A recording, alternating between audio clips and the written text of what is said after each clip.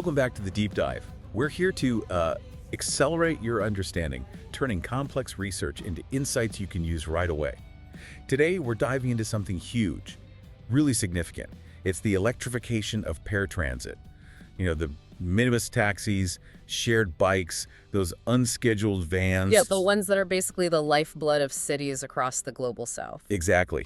And electrifying them. It's not just swapping engines. It's way more complicated. It really is. You're dealing with a whole system of systems problem. You got fragile grids, drivers acting completely autonomously, huge costs. And, crucially, the need for social equity. That's non-negotiable. So this deep dive is about understanding the framework needed to actually navigate all of that successfully.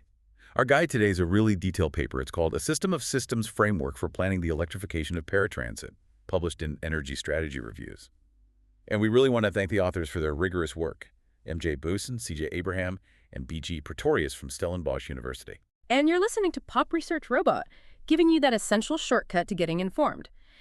We should mention up front the basic outline for this. We used AI to help structure it, Notebook LM specifically. Right, but just the skeleton. Exactly. Every bit of analysis, every connection you'll hear, that's all been managed, checked, and brought to life by us humans. We're guiding you through the dense stuff. Okay, so our mission today, unpack this framework.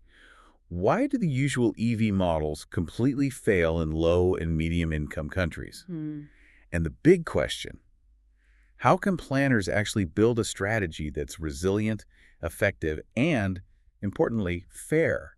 Fair to the millions relying on this sector. Let's get into it. Okay, first things first. We need to really get what paratransit is. Because if you're used to transport in the global north... You're thinking fixed schedules, fixed routes, buses, trains... Exactly. Centralized. Predictable, mostly. Paratransit is the opposite. It's defined by being decentralized, unscheduled, purely driven by demand. So we're talking like the 16-seater minibus taxis. That's the main example in the South African research here, right? That's the main case study, yeah. Yeah. But the ideas apply everywhere. Jitneys, Matatus, you name it. The key thing is the driver. They're autonomous agents. Meaning they leave when they think there are enough passengers, not because a clock says so. They're making economic calls in real time. Precisely. And that very nature, the fluidity, the autonomy, that's exactly why the standard electrification models fall apart. Because those models are built for the predictable systems. Right. They assume fixed routes, fixed schedules, they assume reliable grids, centralized control over charging, none of which applies here. So if you try to force that predictable model onto this unpredictable reality, what happens? What breaks first? Well, you end up making terrible investment decisions. You completely misjudge if it's even technically possible or what the economic hit will be. Give me an example. Okay. Say your model assumes a minibus parks neatly in a depot overnight, charges to 100%. Simple, right? Sounds reasonable. But the reality, maybe the grid goes down for hours. Or the driver takes it home to an informal settlement and plugs into a really slow, maybe even unsafe connection. So they start the day with, what, 60% charge? Exactly. And your whole model, based on 100%, said they could easily do their 200-kilometer route.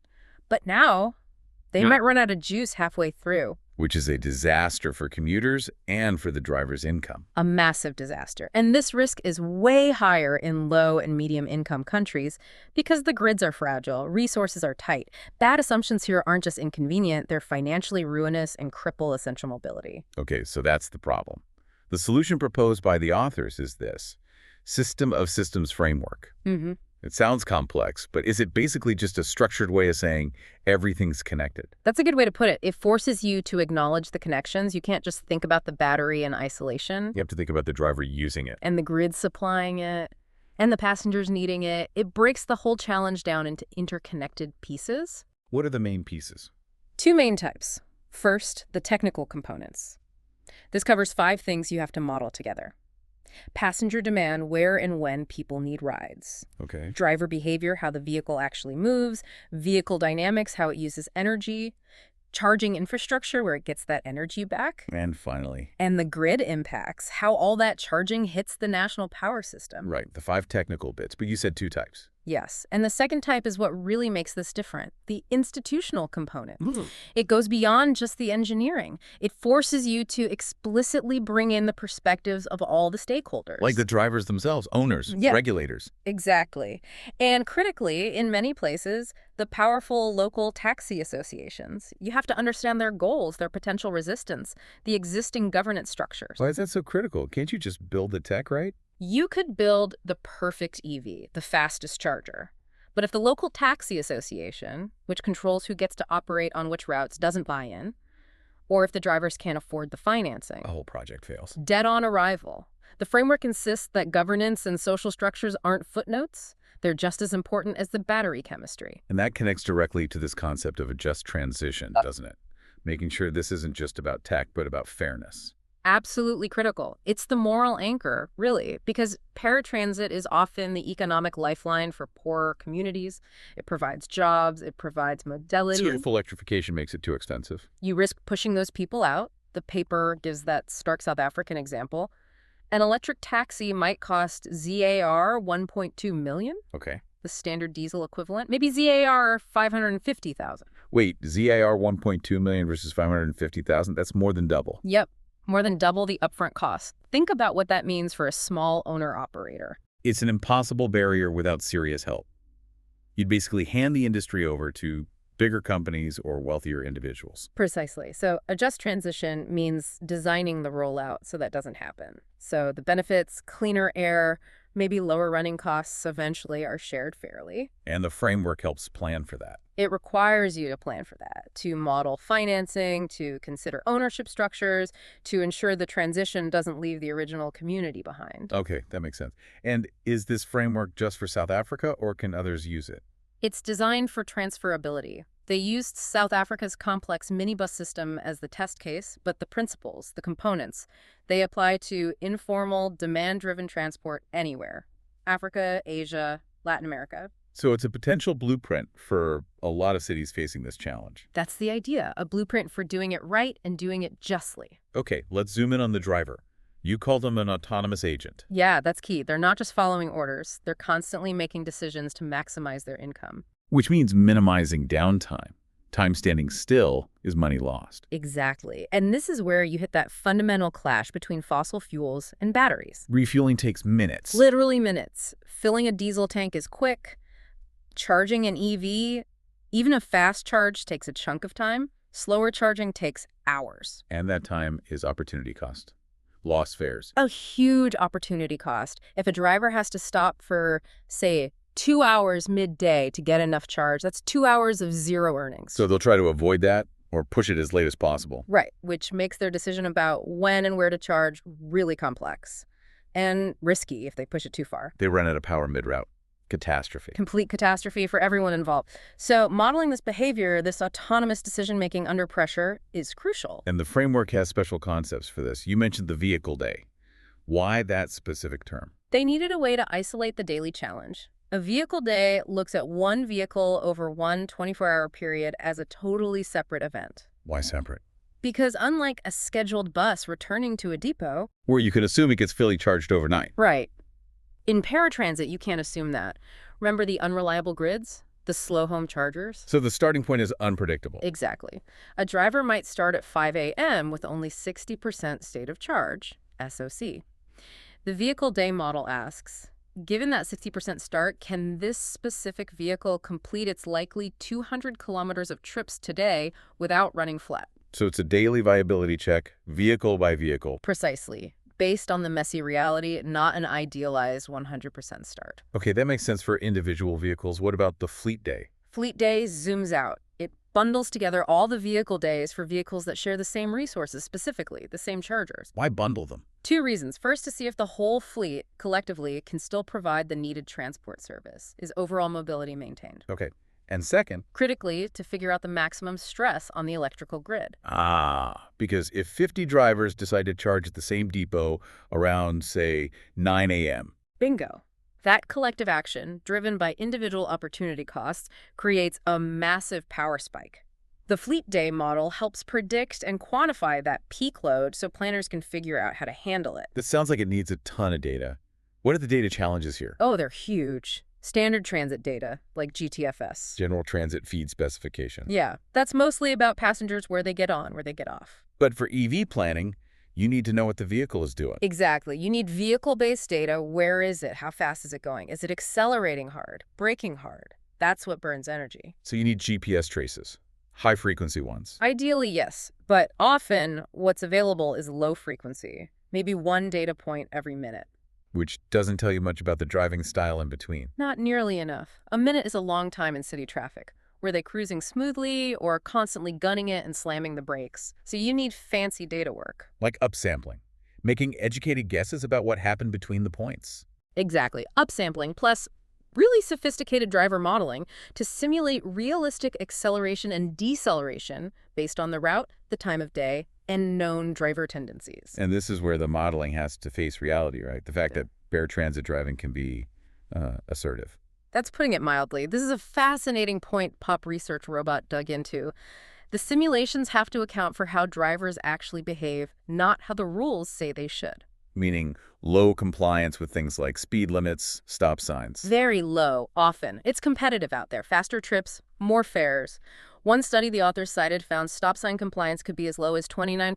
29%, wow. Yeah, so if your simulation assumes every driver makes a full, gentle stop at every sign, Your energy use estimate will be way too low. completely wrong. Aggressive acceleration after blowing through a stop sign uses a lot more energy. Your predicted range will be wildly optimistic. And if you base your battery size or charging plan on that optimistic prediction, Vehicles fail, service gets disrupted, drivers lose income, the just transition goes out the window.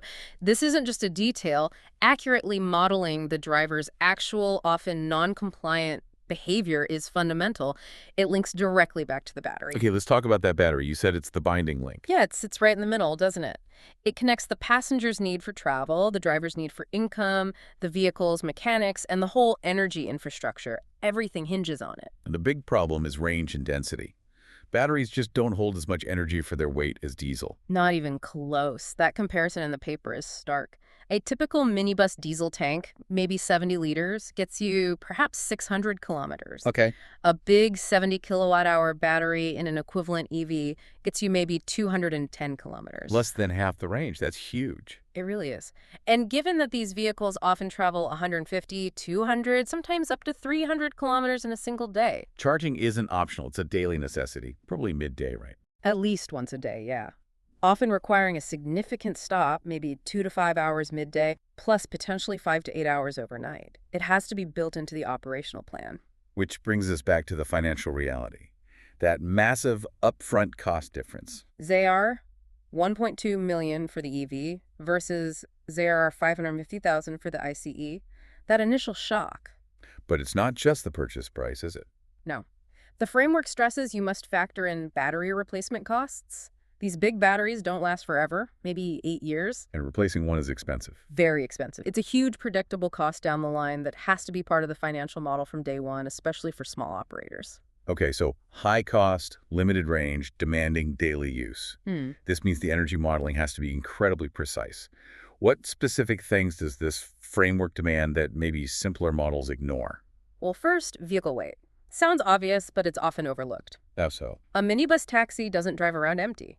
Fill it with 16 passengers and their luggage, and it can weigh up to 50% more than when it's empty. And moving more weight takes more energy. A lot more. If your simulation just uses the empty vehicle weight, your range calculation for the busy morning rush hour will be completely off. Okay. You need dynamic mass modeling based on expected passenger loads. But EVs do have that trick up their sleeve. Regenerative braking. Recovering energy when slowing down. Absolutely. And this is actually a major advantage for paratransit in cities. Because of all of the stop-start traffic. Exactly. Constant braking in congested areas means lots of opportunities to recapture energy. The models have to calculate this accurately. Especially on hills. Definitely. If the route has significant downhill sections, the potential energy recovery can be substantial, directly boosting the effective range. You need good elevation data for that. And then there's the charging process itself. You mentioned SOC, tracking state of charge. It's not linear. Not at all. Yeah. Think about charging your phone. The first 80% seems to go pretty quickly. Yeah, then the last 20% takes forever. Exactly like that, but on a much bigger scale. The physics of battery charging mean the rate slows down as you get closer to full. So you can't just assume a constant charging speed in the model. Absolutely not. That slowing down at the end is crucial because it determines the actual time the driver loses. The opportunity cost again. Right. If the driver thinks it's an hour stop, but that last 10% takes an extra half hour they didn't expect, that fundamentally changes their willingness to use that charger or that technology. The nonlinear reality must be modeled. Okay, so if the battery is the choke point on the vehicle, the whole electrical grid is the bottleneck for rolling this out system-wide. It's often the ultimate grid constraint, especially in low and medium-income countries. These grids can be fragile, they're often poorly maintained, maybe already dealing with load shedding. And now we want to plug in potentially thousands of high-power vehicles, possibly all at the same time. It's a recipe for potential disaster. A massive, uncontrolled new load could literally cause network collapse if it's not managed carefully. So choosing charger types and locations isn't just about convenience, it's about grid survival. It's strategic, yeah. We're talking level 1, 2, 3 chargers. Slow, medium, fast. Right. For these big minibuses, you're realistically looking at level 2 posts, or, more likely, level 3 DC fast charging stations, FCSs. They need significant power. And where do they go? Central depots. Or scattered at drivers' homes. That's the big question. Centralizing them, maybe at existing taxi ranks or depots, lets you manage the load better. You have more control. But home charging seems convenient for the driver. It seems convenient, but you run into huge problems. Many drivers live in areas, including informal settlements, where the home electrical wiring simply can't handle that kind of load safely. It might not even be formally connected. So centralization is often the only practical, safe option. Often, yes. Yes. Which then dictates a lot of the planning around routes and charging behavior. Okay. And chargers cost money. Electricity is finite, so you need resource allocation strategies. The paper had a really interesting finding about prioritized charging. This was fascinating. One of the key insights from Pop Research Robots read through, they compared simple first in, first out FIFO charging. First come, first served. Yeah, against prioritized charging, which means you give priority to the vehicles with the lowest state of charge, the ones closest to empty. Why is that better? It seems counterintuitive, maybe? Because it keeps more vehicles available to provide service. By getting the neediest ones back on the road faster, you maximize the overall fleet's operational uptime. And the big finding was? You can actually reduce the total number of chargers needed significantly while still maintaining the same level of mobility service for the public. Wow. Fewer chargers means huge capital savings. Exactly. For cities struggling with budgets, this is massive. It's using smart management to save potentially millions on infrastructure just by changing the queuing strategy. And this kind of detailed simulation, using the fleet day concept, this is what really shows the grid impact, right? The peaks. That's where it becomes crystal clear. The fleet day model adds up all the individual charging demands, and the simulations consistently show this really sharp, dangerous peak load. When does it hit? Typically during the morning commute window, maybe 8:00 a.m. to 12:00 p.m. That's when many vehicles finish their first big run, and drivers want to top up before the next peak. And that collective surge is the grid's nightmare. Precisely. So what do? The framework insists on mitigation strategies. Like what? 2 key things. Integrating renewable energy, mostly solar PV, right there at the charging locations if possible. Okay, generate clean power on site. And absolutely, essentially, stationary batteries. Big battery banks at the charging hubs. Why are they so vital? They act as a buffer. They can charge up slowly from the grid during off-peak hours or store the solar energy generated during the day. Then, when those 50 minibuses all pull in demanding a fast charge, the stationary battery delivers the power rapidly without hitting the grid directly with that huge spike. Exactly. It smooths the load, protects the grid. It's crucial for grid reinforcement, especially in places relying heavily on, say, coal power, where you really want to avoid firing up extra fossil fuel generation just for midday EV charging. So again, it's all connected. Solving transport means solving energy storage and generation too. You got it. System of systems. Okay, we've talked drivers, batteries, grids. What about the roads themselves? The framework says they're energy consumers. Yeah, we tend to forget the road isn't just a passive surface. Its physical properties directly impact how much energy the vehicle uses or recovers. You have to model the road too. What properties matter most? Well, gradient is a big one. The slope, We talked about regenerative braking. You only get energy back going downhill. Right. And to calculate that accurately, you need good elevation data. Yep. Not just a general idea, but precise topography. The paper mentions using things like NASA's SRTM data. Shuttle radar topography mission. Why that specifically? Why not just, Google Maps elevation? Because SRTM gives you a much more detailed digital elevation model, a DEM. It captures the smaller dips and rises that generalized maps might smooth out. And those details matter for regen. They can add up. A long, gentle slope might provide significant regen that a simpler model misses. Accurately capturing that could mean you need a slightly smaller battery or fewer charging stops. It optimizes the system. Okay, gradient. What else? Surface material. This is huge in many low and medium income countries. Because roads aren't always nicely paved. Exactly. You have unpaved roads, gravel, potholes, poor quality tarmac. All of that increases rolling resistance. Like pushing a cart through sand versus on concrete. Perfect analogy. The rougher the surface, the more energy the vehicle needs just to move. If your simulation assumes perfect roads everywhere, but reality involves routes through areas with poor infrastructure. Your energy estimates are off again. Yeah. Especially for vehicles serving those specific areas. Right, which often correlates with lower income areas, linking back to the equity issue. And then on top of the physical road, you have the traffic and behavior happening on that road. It all comes together here. We know drivers often don't follow the rules, the speeding, the stop sign running. Which uses more energy. Yes. And that interacts with the road conditions.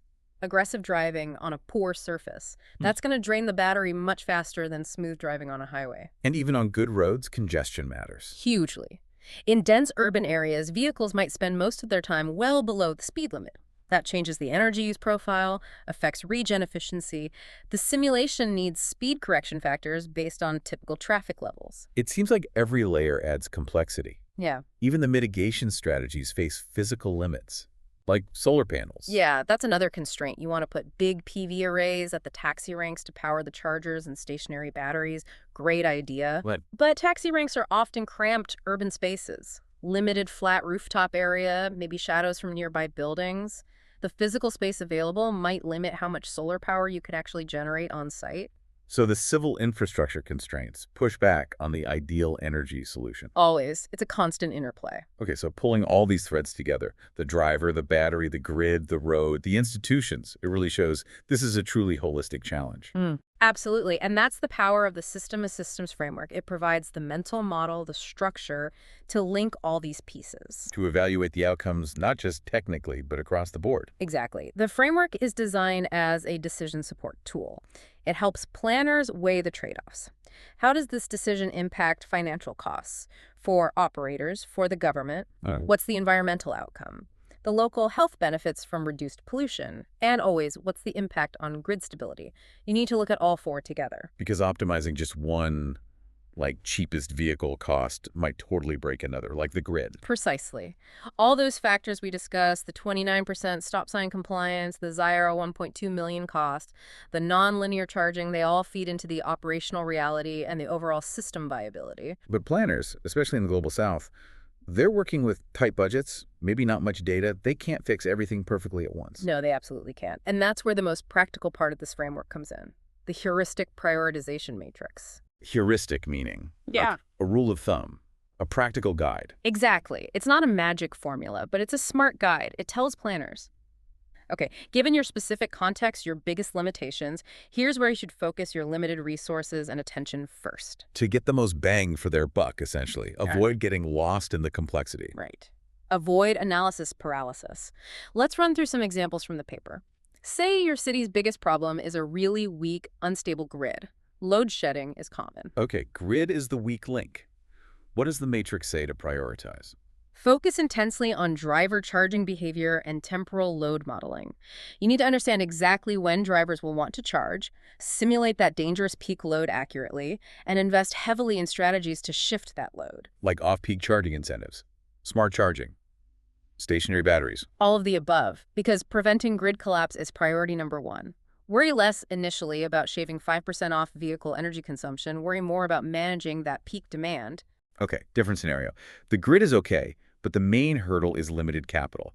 That ZRR 1.2 million EV price tag is just killing the project. Priority shifts completely. Now you pour resources into vehicle cost models and finding innovative financing options. Financial engineering becomes key. Totally. Subsidized loans, battery leasing schemes, maybe focusing deployment on high utilization routes first to maximize revenue faster. You might even accept a slightly less efficient charging setup if it makes the vehicles affordable enough to actually get deployed. Makes sense? Yeah. Final scenario.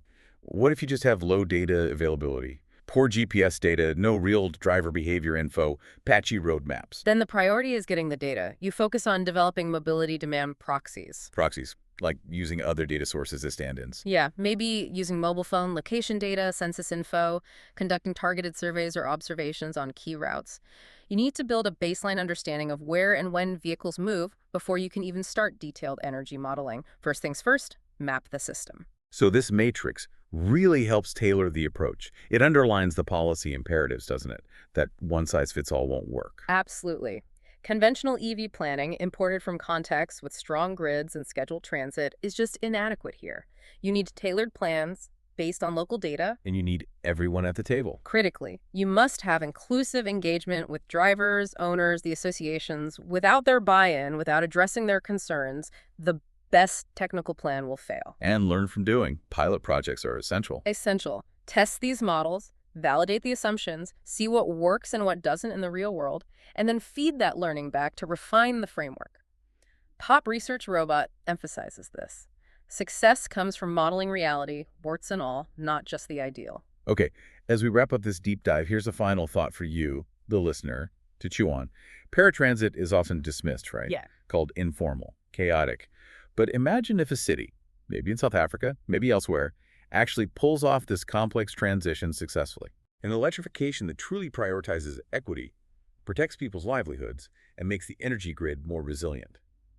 If that happens, how could that model change the whole global conversation about sustainable transport? Could it offer a blueprint that values resilience and fairness, maybe even more than just pure efficiency? Something to think about. Hashtag. This deep dive, Pop Research Robot, is produced by the Shared Use Mobility Center and the Global Network for Popular Transportation. The Shared Use Mobility Center, SUMC, is a nonprofit organization working in the public interest. Our mission is to connect and equip change leaders who are advancing people-centered shared mobility systems to combat climate change, promote equity, and strengthen communities. SUMC's vision is that all people have access to joyful, dignified, fair, safe, reliable, and affordable transportation options, even if they don't own a car. And GNPT is a global network of researchers, consultants, advocates, companies, agencies, and institutions committed to changing how the world sees popular transportation. GNPT partners with over 50 global organizations who believe that popular transportation can play a crucial role in decarbonizing transportation through a just transition. We know these transportation systems can be powerful engines for economic mobility and for creating more sustainable and inclusive cities. Furthermore, GNPT works to help the world take an asset-based framework to understanding popular transportation, moving away from simplistic and ineffective approaches focused solely on transportation efficiency to an approach that prioritizes valuing the environment, advancing equity, and empowering people and communities. We want to extend our sincere thanks again to the authors of the foundational paper we discussed today, M.J. Booysen, C.J. Abraham, and B.G. Pretorius. Our theme music is Hola by the Jimas. Music and lyrics by Andrea Sangil and the Jimas. Thanks so much for joining us for the deep dive. We'll catch you next time.